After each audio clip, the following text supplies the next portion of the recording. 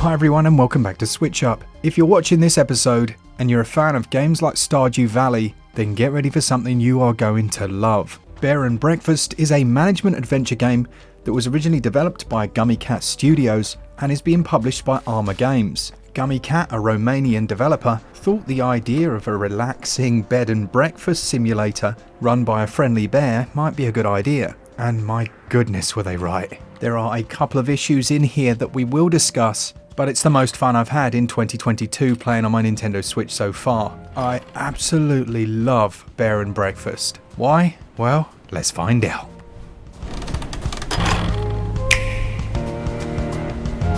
The story follows the titular bear called Hank. He's joined by his grumpy bird friend Will, the construction expert, and Tony. Together they leave home one day wanting to seek some more adventure, and they stumble across an old abandoned shack not far from their home. That's when Finn turns up. Finn is an unknown entity inside a shark costume with a voice box attached to the front. If it sounds bizarre, well it is. And the writing and humour are excellent throughout the game. Finn, who channels his inner Nook, is the main quest giver in Bear and Breakfast, and he steers your ever-expanding empire. Although you will bring many disgusting humans to the valley, you're mainly interacting with other animals, although there are a few kindly souls with their own quest lines, with quite a few of these being optional and providing you with gameplay-based rewards. The storytelling is surprisingly deep, with a really interesting mixture of characters, but it's Hank's infectious optimism and his positivity which keep that smile on your face throughout the entire game. And it's a long one.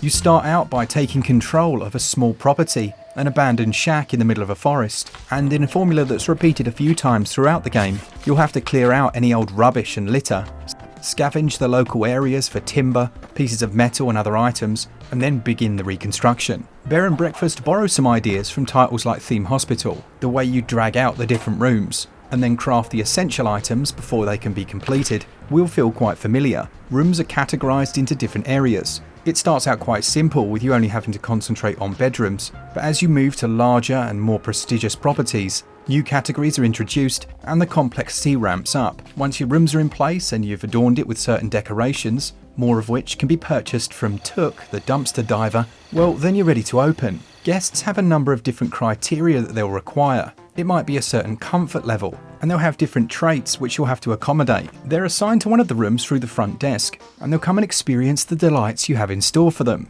Aside from upgrading the look of your hotel and improving its decoration, there are also run-down facilities which you can repair, improving the prestige of the area and the amount guests will pay. However, this will also increase their expectations, meaning that those rooms better be looking pretty and not overly cluttered, as you'll be looking for those all-important perfect reviews. And my goodness, did I take it seriously when I received a poor review. But thankfully you can check on these, and it's always something within your control. For me, the clutter was real. As I unlocked new recipes, I thought that just stuffing each room with as much as I possibly could would be the best thing, because each item has its own comfort rating. However, if you do too much, it becomes counterproductive as it's just a cluttered mess and they complain about it. I underestimated the game's AI. As you improve and grow, you'll branch out to new areas. There's a fast travel system of buses which can be repaired using a logging kit and enables you to quickly travel around what becomes quite a large map. As your reputation spreads throughout the valley, more and more people will want to work with you. They'll show you new rundown buildings which you can renovate. They'll point you in the direction of abandoned radio towers that can be repaired, and they'll gradually open up about themselves and offer new recipes and guidance throughout your adventure. Controlling Hank is at first fairly simple. You move around with the left stick and there's no run button. He moves at a relatively fast clip, so it's not too much of an issue, and there's fast travel in there as well. The main issue for Bear and Breakfast as it stands are the construction controls. There are just too many button presses when there don't need to be. For example, you go to the crafting bench, and from here you can then decorate and change the interior of your buildings. However, even after 30 hours, I was still pressing buttons which backed me out of menus and struggling to see which area was highlighted with that white border. There can even be some initial confusion around the tutorials. These are quite good, but they pop up on the screen and you feel like you should be able to just press L and R to navigate through them, but you have to press Y first, then press X, and then you can navigate through those tutorials. Whether or not that's a bug, well, it feels clunky. You do eventually get to grips with all of the controls, and it's not that they don't make sense. They're perhaps not explained as well as they should be, but they've also missed a few sensible ideas, such as when you craft an item for a room, you then have to back out of the menus, go into your inventory, select it, and then place it in the room. It would have made more sense to say to the player, would you like to place this item? And then you just click yes and it gets rid of all the pop-up boxes and you place it straight away. It may sound like a huge issue, it really isn't. It's more about telling the player exactly what they need to do. As your burgeoning empire grows, new activities become available, but also new possibilities. And what was achieved well here by the developer is creating a real continuity of experience by progressively adding new features while never making it overwhelming. Take for example when customers start to want their food cooked for them. Then you build your kitchen, a dining room, but the kitchen's very loud, and if it's placed too close to the bedrooms then it negatively impacts their comfort rating. But it's around this time that they introduced multi-floored buildings.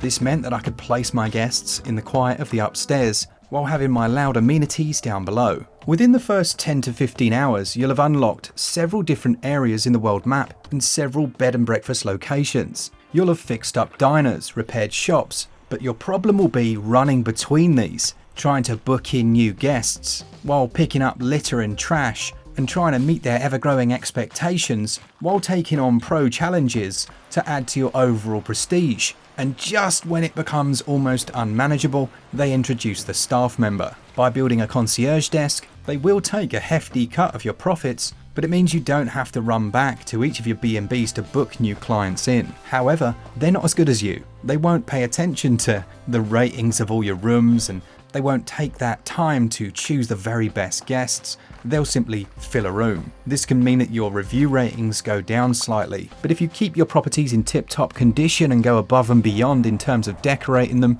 it's really handy to have that. And to maintain some control, you can have that character simply look after 2 or 3 rooms and then manually do 1 or 2 if you want. And if you run out of money, well, he's going to quit. On a pure enjoyment rating, Bear and Breakfast is exceptional. It's had me captivated for days and I want to play it more. As we'll see in the performance section, it makes a few of the classic faux pas that we see on Switch, and the controls need a little reworking to make them feel as fluid as they could. Yet here I am, wanting to finish the review so that I can play again. Gameplay scores 19 out of 20. Controls, they score 14 out of 20.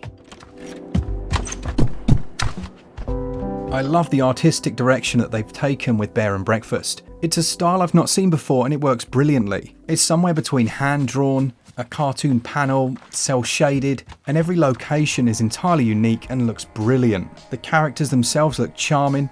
There are small animated sections of story, and there's a dynamic weather system that's constantly changing. You can zoom the camera in. It does become a tiny bit pixelated by its nature when you do that, but it's good that they've included this. And you cannot rotate the camera, which becomes a small issue when you're constructing, rotating items to try and place them, but these do turn blue so you know where they can go. On the performance front, the game auto-saves every now and then, which causes a slight stutter. It is something in my opinion that's essential though, and it happens possibly once every 5 minutes or so, and there isn't an option to turn that off. Now that being said, they have included a handy feature whereby if you or someone else gets stuck, you can click the stick in and have the game recalculate a new position to send you. And there's a little work to be done in terms of stability. I have had 2 crashes in my 30 or so hours of play, and it was another reason I didn't really mind that it auto-saves so often. The audio work is very strong as well.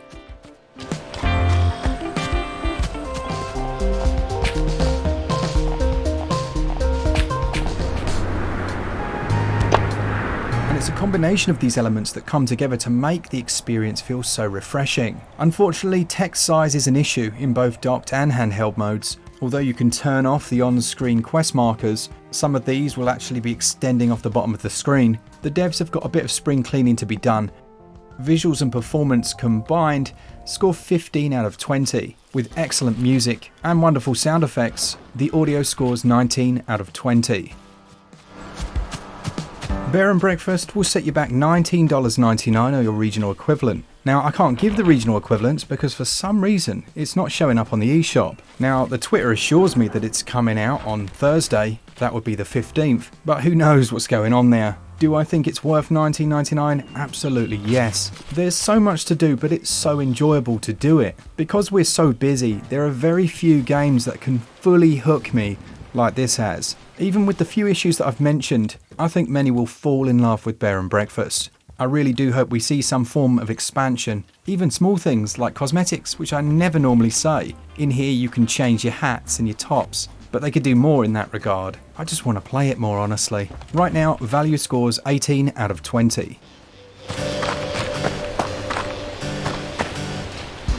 Bear and Breakfast gets a SwitchUp score of 85%. If you can get past a few of the issues I've mentioned, there's an incredibly enjoyable game here. It's so much fun. Thanks to the publisher for the review copy. Let me know if this is one that you've been interested in. I absolutely love it. Scores don't mean everything, do they? This is a prime example of where, I mean, this gets 85%, something else might get a objectively higher score, but this just clicks with me so much. And it's really made me feel happy. As strange as that sounds, it's made me feel happy the last few days. So yeah, there we go. Absolutely loved it. Thanks to all of you. If you want to buy it, you can save 10% using code SwitchUp over at switchup.gg to buy your eShop vouchers. Just use code SwitchUp at checkout and we get a tiny little kickback. As always, for all things Switch, all the time, keep it Switch up. Cheers guys. See ya!